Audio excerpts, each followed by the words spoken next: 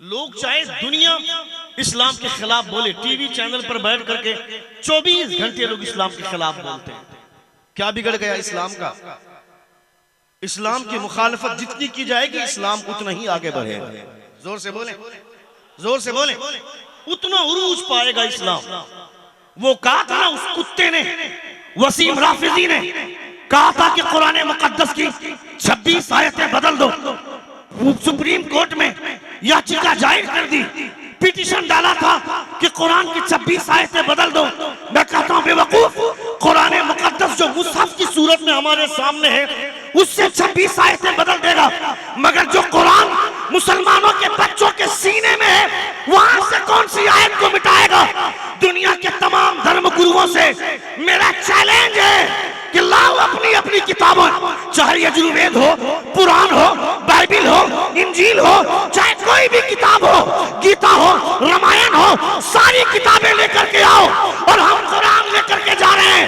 दुनिया की तमाम किताबों को दिल्ली के चांदनी चौक में जमा करके आग लगा दो, 25 साल तक छोड़, 50 साल तक छोड़ दो, उसके बाद तमाम धर्म गुरुओं को बुलाओ और कहो कि लाओ अपनी अपनी किताबों को। कोई अपनी किताब नहीं ला पाएगा मगर मदरसा ज़ियाउल इस्लाम का कहां तक मिटाओ? कोई दूसरी किताब किसी को याद ही नहीं है।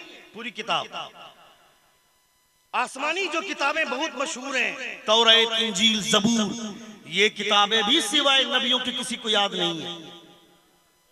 मगर ये कुरान, अल्लाह फरमाता इन्ना अरदना अल-अमानता अला समावाति वल अर्द वल जिबाल फअबैना अन यहमिलनहा व अशफक़ना मिनहा व हमलहा अल इंसान। हमने जमीन को पेश किया, समंदर को पेश किया, पहाड़ों को पेश किया, मगर कुरान किताब लाने से सबने इनकार कर दिया और मुसलमानों के छोटे छोटे बच्चों ने इसका बोझ अपने सीने पे उतारा। जोर से बोले भाई साहब। Hello, what happened sir? इनाम देने आ रहे हैं तो आ सकते हैं, आज जा रहे हैं तो जा ही सकते हैं।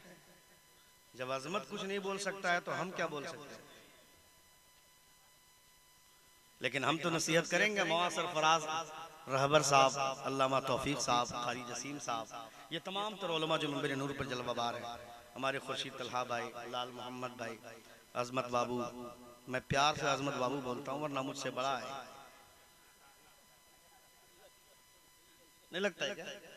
अच्छा, बात वापस ले रहा हूँ, मुझसे छोटा है तब तो बाबू बोल ही सकता हूँ। जोर से बोलिए वाह माशाअल्लाह, जिंदाबाद। जोर से कहें या रसूल अल्लाह। आप लोग नहीं बैठ सकते हैं तो पत्थर उठाइए और मेरे सर पे मारिए, मैं जी के क्या करूंगा अगर बैठा नहीं पाऊंगा तो।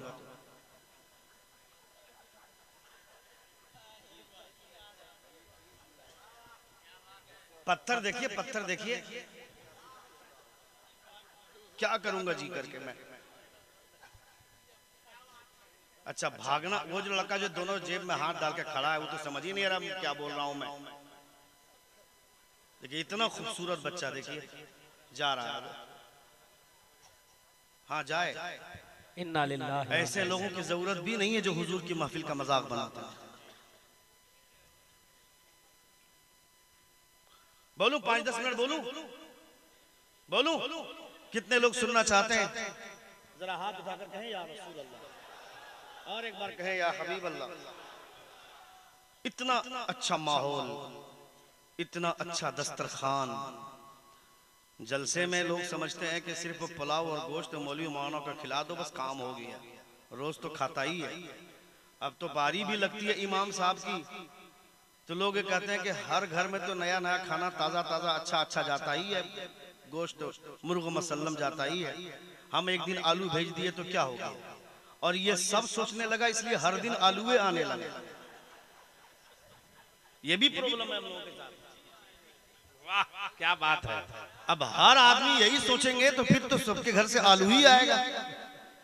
सबको ये सोचना चाहिए था कि पता नहीं लोग आलू भेजते होंगे, भिंडी भेजते होंगे, हम आज महीने में एक दिन हमारे यहाँ दावत पड़ी है, हम आज गोश्त भेज देते हैं। सब आदमी अगर ये सोचेंगे तो सबके घर से गोश्त आएगा। आप अपनी बेटी देना नहीं चाहते मौलवी को कि मौलवी को देंगे तो मेरी बेटी खाएगी क्या? और फिर आप ही ये कहते हैं मौलवी खाता बहुत है। हम समझ से बाहर हैं आपकी। आप बोलते हैं मेरी बेटी खाएगी क्या, फिर आप बोलते हैं मौलवी मौलाना खाता बहुत है, रोज गोश्त खाता है, तो रोज मौलवी खाएगा तो तुम्हारी बेटी को आलू खिलाएगा क्या? जो वो खाता है तुम्हारी बेटी को भी वही खिलाएगा। दारुल इफ्ता में अगर सालाना 1000 फतवे आते हैं तो 999 फतवे तुम्हारे होते हैं, तुम्हारे हवाले से होते हैं, मौलवियों के हवाले से नहीं। बताओ कौन मौलवी अपनी बीवी को तलाक देता है? बवजह मजबूरी कोई मौलवी अपनी बीवी को तलाक देता है, वरना ये सोचते हैं कि निकाह कर लिया तो यही तक नहीं, माशर में भी हमारे साथ हमारी बीवी रहेगी। वाह वाह वाह। फायदा है अपनी बेटी को आलिम के हवाले करने से। और आपको तमाशा सूझता है। पहली बात तो पूछा नहीं जाता हजरत, आज अपनी बेटी को पूछते नहीं कि तुमको लड़का कैसा चाहिए, नहीं पूछते हैं लोग। पूछना चाहिए, पूछना चाहिए। अब आप कहिएगा नई बात मौलाना साहब बोल रहे हैं, पूछना चाहिए। अब लड़की को पूछ के शादी लगाएंगे? सुनिए, दुनिया की तमाम बेटियों पर हुजूर का इख्तियार था, दुनिया के तमाम लड़कों पर। जिस मोमिन का निकाह जिस मोमिना के साथ चाहे हुजूर को इख्तियार था कि वो कर दे, किसी को इनकार की जुर्रत नहीं है।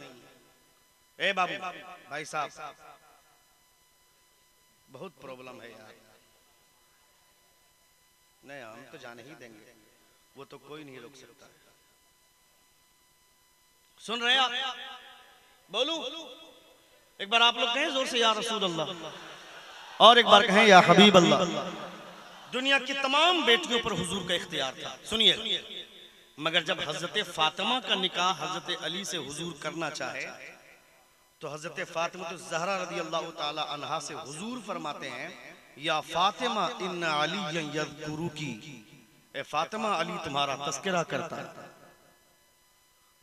अपनी बेटी से इशारतन ही इजाजत ली जाएगी, खुलकर नहीं कहा जाएगा, इशारतन बेटी से इजाजत ली जाएगी। मोहतात रहते हैं, और हुजूर से ज्यादा मोहतात कौन होगा? जोर से बोले।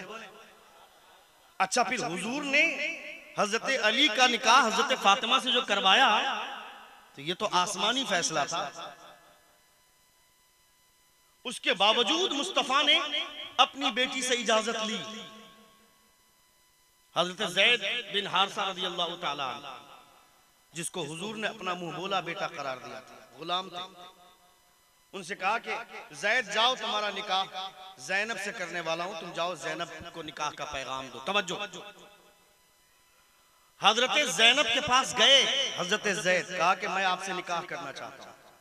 हजरत ज़ैनब ने कहा कि तुम अपनी हैसियत देखो, तुम गुलाम हो और मैं खानदानी कुरैश की बेटी। हुजूर ने फरमाया, the best of the people are the Arabs, the best of the Arabs are the Quraysh, the best of the Quraysh are the Banu Hashim, the best of the Banu Hashim is our family. हुजूर फरमाते हैं दुनिया में सबसे अच्छे लोग अरब के लोग, और अरब में सबसे अच्छे लोग कुरैश के लोग होते हैं, और कुरैश में सबसे अच्छे लोग बनु हाशिम के, और बनु हाशिम में सबसे अच्छे लोग मेरी फैमिली के लोग होते हैं। ये हुजूर फरमाते हैं। अब आप सोचे कि खानदानी कुरैश की बेटी थी हजरत सैयदा ज़ैनब रज़ियल्लाहु ताला अन्हा, उनका कहना बजा था। उन्होंने कहा कि ज़ैद अपनी हैसियत देखो, मैं तुमसे निकाह कैसे कर सकती हूँ, मैं खानदान कुरैश की बेटी हूं और तुम्हें गुलाम हूं। हजरत ज़ैद ने कहा कि मैं खुद नहीं आया हूं, मुझको हुजूर ने भेजा। जोर से, जोर से, मैं खुद नहीं आया, मुझको हुजूर ने भेजा। हजरत ज़ैनब का जवाब सुनिए। आप कहती हैं कि ज़ैद अगरचे हुजूर ने भेजा है, मैं हुजूर का कलमा पढ़ती हूँ, मगर ये मेरी जिंदगी का फैसला है, मैं अपना फैसला खुद कर सकती हूँ। ये गुफ्तगू की हजरत ज़ैनब ने अल्लाह रब्बुल इज्जत ने कुरान मुक़द्दस की आयत देकर भेजा, बुलबुल सिदरा को, वमा कान लिमुमिनिन वला मुमिनतिन इज़ा क़दल्लाहु व रसूलुहु अम्रन अन यकून लहुमुल खियर। अल्लाह फरमाता है जब अल्लाह और उसके रसूल किसी के हक में फैसला कर दें तो उसका इख्तियार निकल जाता है, इख्तियार मेरे महबूब का चलता है। जब हजरत ज़ैनब को यह पता चला, हजरत ज़ैनब फरमाती है, ए ज़ैद मुझे पता नहीं था कि जिस्म मेरा है मगर मर्दी मुस्तफा की चलेगी, अब तक पता पता नहीं था, मगर अब मालूम हो गया, इसलिए मैं तुझसे निकाह करने के लिए तैयार हूँ। वाह वाह माशाअल्लाह, वाह वाह। वो जो पाकिस्तान की चुड़ैल औरतें बोलती हैं कि मेरा जिस्म मेरी मर्जी, उसे कुरान की आयत समझानी चाहिए। जो मुल्क कलमे की बुनियाद पर अलग हुआ है, वहां की बेहयाई देखने के बाद हमें लगता है कि हमारे लिए हमारा भारत ठीक है। जोर से बोलिए, जोर से बोलिए। हिंदुस्तान अल्हम्दुलिल्लाह बहुत बेहतर है। क्यों बेहतर है? गरीब नवाज है, गरीब नवाज है। 90 लाख। ए बाबू, ए बेटा, जा रहे हो, जाओ, दुआ में याद रखना। एक बार जोर से कहें या रसूल अल्लाह, और एक बार कहें या हबीब अल्लाह। तो मैं बोल रहा हूं कि पहली बात तो बेटी को पूछा नहीं जाता, और अगर पूछ भी लिया जाता है तो आजकल की लड़कियां बोलती मुझे दाढ़ी वाले से शादी नहीं करनी है, दाढ़ी वाले से निकाह नहीं करूंगी। किससे करेगी?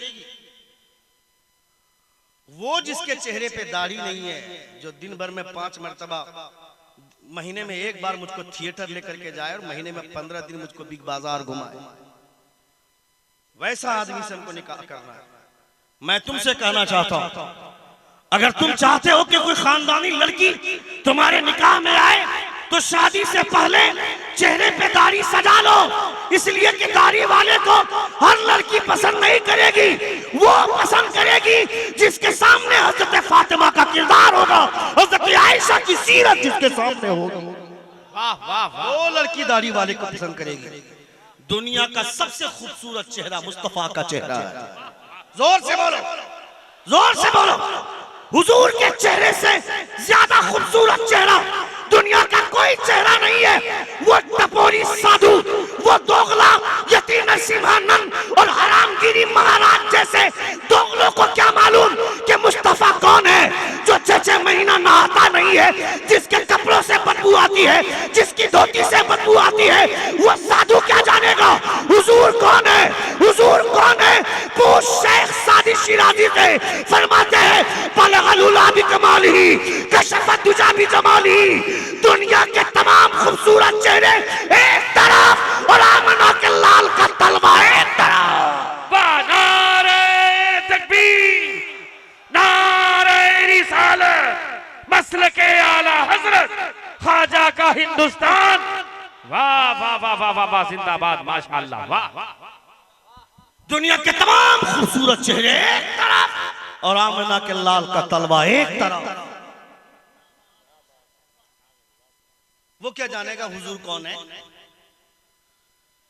जो लोग हुजूर को जानना चाहते हैं वो हुजूर को पढ़ते हैं, और जो हुजूर को पढ़ते हैं वो हुजूर का कलमा भी पढ़ते हैं।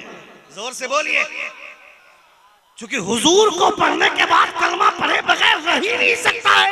ये हुजूर के कैरेक्टर की खुशबू है, ये हुजूर के कैरेक्टर का कमाल है। आप कैसे समझाइएगा दूसरों को हमारे हुजूर कौन थे? आपके बच्चों, पुष्पा 2 ने 1 हफ्ते में कितना कमाया? हंसो मत। I am not here to love, we all gather here for celebrate the character of the prophet Muhammad, peace be upon him. हंसो मत, ये हंसने की महफिल नहीं है। तुम्हारे बच्चे पुष्पा 2 के बारे में जानते हैं, मगर तुम्हारे बच्चे ये नहीं जानते कि जब हुजूर खाने काबा में दाखिल हुए थे तो सर पे अमामा कौन से कलर का था। ये कौन जानेगा? ये तो हमारे बच्चों को जानना होगा ना। ये तो हमारे बच्चों की जरूरत की चीजें हैं। मगर तकरीर की बारी आएगी तो बेटा को भी इस्तिंजा लगेगा, बाप को भी इस्तिंजा लगेगा। और बाप जा रहा है, बेटा अगर बैठा हुआ है तो बाप कहता चलो सुबह स्कूल जाना है। कौन से स्कूल की बात कर रहे हैं आप? सुबह 7 बजे से बच्चा स्कूल जाता है और 4 बजे घर लौटता है। सही से कपड़ा भी बदल नहीं पाता, खाना भी नहीं खा पाता है, और फिर तुरंत ट्यूशन मास्टर घर में आकर बैठा हुआ है। 8 बजे तक वो ट्यूशन पढ़ेगा और उसके बाद भी वो बच्चा पास हो कि नहीं वो गारंटी नहीं है। तो जो बगैर ट्यूशन के तुम्हारे बच्चे कब पास नहीं होते हैं, तो सुबह 8 बजे से 4 बजे तक स्कूल में कर क्या रहे थे वो? जब बगैर ट्यूशन के तुम्हारा बच्चा पास ही नहीं हो पाएगा तो फिर कर क्या रहा था स्कूल में? किस लिए पैसे लिए, किस लिए इतने पैसे उड़ाए? मगर पूछ इन मदरसे के मौलमा से, कोई फीस नहीं, मदरसे में असातिज़ा ने जो पढ़ा दिया हमारे लिए वही काफी होता है। आज तक कोई मौलवी अलग से ट्यूशन लेकर आलिम नहीं बनता है। उस्ताद की दरसगाह में जो पढ़ा दिया जाता है जिंदगी भर के लिए वही मेरे लिए काफी होता है। वाह वाह, जिंदाबाद, वाह माशाअल्लाह। कुछ कोई आज तक ट्यूशन पढ़ा है क्या? चूंकि ये जो लाइन है ना, यहाँ मेहनत कम काम करती है, हुजूर की तवज्जो ज्यादा काम करती है। वाह, जोर से बोलिए, जोर से बोलिए, वाह, जरा पूरा मन में बोले, वाह।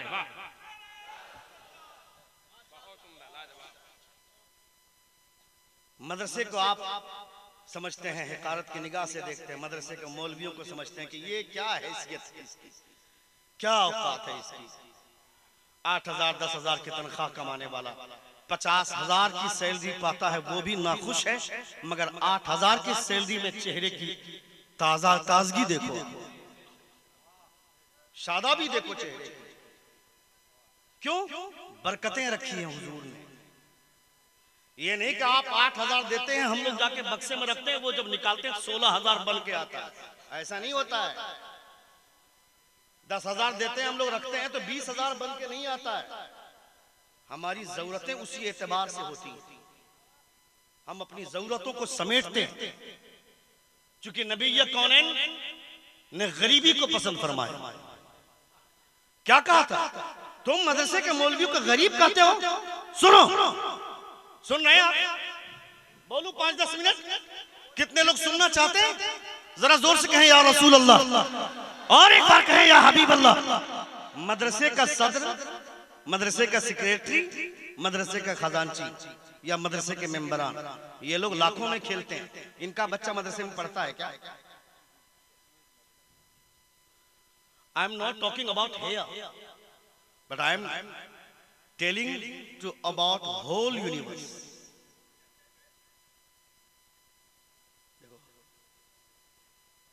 उसको इंग्लिश ज्यादा समझ में आ रही है। इंग्लिश क्यों समझना चाहता है? अरबी समझो। इंग्लिश दुनिया में रह जाएगी, कब्र में वही जबान चलेगी जो जबान सरकारी है, वो मुस्तफा की जबान है।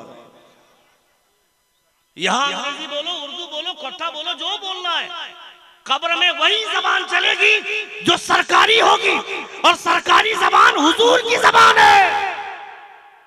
हुजूर की जबान है। हमारे बुजुर्गों ने तो ये भी मना किया कि ये बीजेपी की सरकार है, ये कांग्रेस का है कि उसकी सरकार, सरकार तो मदीने वाले की है, गवर्नमेंट की है। हुजूर आला हजरत ने तो यहाँ इस अदालत को कचहरी कहने की इजाजत दी है। अदालत न कही जाए, ये कचहरी है। जहाँ पे कोर्ट में जहाँ पे वकील बेचा खरीदा जाता हो, जहाँ पे जज बेचे खरीदे जाते हो, वो अदालत कैसे हो सकती है? वो अदालत नहीं, वो कचहरी है, वो कोर्ट है। अदालत किसे कहते हैं? जाकर देख मदीने में, जब हजरत उमर पर अदालत, जब हजरत उमर पर मुकदमा दायर हुआ, हजरत उमर आ रहे हैं मुकदमे के, आप मुलजिम बनकर आ रहे हैं। चीफ जस्टिस ने देखा हजरत उमर तशरीफ ला रहे हैं, कुर्सी छोड़कर खड़े हो गए। हजरत उमर फरमाते हैं, इस वक्त मैं मुलजिम की हैसियत से आ रहा हूँ, मुझे देखकर तुम खड़े हो गए, इसका मतलब है तुम चेहरा देखकर फैसला करते हो, और जो चेहरा देखकर फैसला करता है वो मदीने की अदालत का काजी नहीं हो सकता है। वाह वाह वाह, माशाअल्लाह जी। वो मदीने का काजी नहीं हो सकता है। उसे माजूल किया, दूसरा काजी बहाल किया, फिर मुकदमा लड़े हजरत उमर। वो अदालत है, ये अदालत नहीं। मस्जिद के मंदिर के नीचे, अच्छा मस्जिद के नीचे मंदिर मिला नहीं, मस्जिद के नीचे मूर्ति मिली नहीं, 1000 साल के इबादत हम कर रहे हैं, तो फिर भी फैसला दूसरे के हक में कैसे चला गया? चूंकि मेंबर बनना था ना राज्यसभा का, तो सुप्रीम कोर्ट में बैठकर भी अगर कोई पैसे के इशारों पर नाचता हो तो ये वो लोग हैं जो कोर्ट में बैठते हैं, मगर जो पैसे का गुलाम नहीं, मदीने वाले सरकार का गुलाम है, वो मुस्तफा के कलमा पढ़ने वाले लोग हैं, हुजूर के कलमा पढ़ने वाले लोग हैं। नबी कौनैन सल्लल्लाहु अलैहि वसल्लम के फैसले पर हमारी पूरी जिंदगी कुर्बान। मुस्तफा की अदालत से बड़ी दुनिया की कोई अदालत नहीं है। इसलिए उन उलमा की पासदारी कीजिए, इनकी हुर्मत का ख्याल रखिए। इतने सारे उलमा को बुलाया है वहां सरफराज और कारी तौफीक साहब ने, बड़े बाखलाक लोग हैं ये। क्या जरूरत है इतने सारे लोगों को बुलाने की? क्या जरूरत है इतने सारे लोगों को, इतने सारे उलमा को बुलाने की? पढ़ाए आप तो आप ही दस्तार बांध देते, हम लोगों को क्यों बुलवाया? इतने पैसे खर्च क्यों किए गए? 500 रुपये में पगड़ी आ जाती, 5 बच्चे हैं तो 2500 रुपये में पगड़ी आ जाती, पगड़ी बांध देते, काम हो जाता। लेकिन 2 लाख 3 लाख रुपए खर्च करने के पीछे रीजन क्या है? तो ये दुनिया वालों को बताया जाए कि जब हाफिज बन जाते हैं तो दुनिया में इतनी इज्जत मिलती है, तो आखिरत में उनको कितनी इज्जत मिलेगी ये पता चलना चाहिए लोगों को। क्योंकि हुजूर ने फरमाया खैरुकुम मन तअल्लमल कुरान व अल्लमहु, तुम में वो बेहतर है जो कुरान पढ़ना जानता है, कुरान पढ़कर कुरान पढ़ाना जानता है। वाह वाह माशाअल्लाह वाह। मदरसे के सदर, उनका बेटा मदरसे में क्यों नहीं पढ़ेगा? मदरसे के सेक्रेटरी, उनका बेटा मदरसे में क्यों नहीं पढ़ेगा? मदरसे के खजांची, उनके बेटे मदरसे में क्यों नहीं पढ़ेंगे? मदरसे के मेंबरान, उनके बेटे मदरसे में क्यों नहीं पढ़ेंगे? नहीं पढ़ाते, इसलिए नहीं पढ़ाते हैं कि अगर हम पढ़ाएंगे अपने बच्चों को तो हमारा बच्चा भी गरीब कहा जाएगा, मेरा बेटा भी कांधे पे पारा लेके ढोएगा, फटी लुंगी पहनकर घूमेगा। नबी की बारगाह में आए थे चंद लोग, टाइम 8 हो गया, 1 बजे तक मुझको छोड़ देने की बात, मैं यहां से निकल जाने वाला था, और 1:08 हो गया, 1:15 में तकरीर दी एंड। एक बार जोर से कहें या रसूल अल्लाह।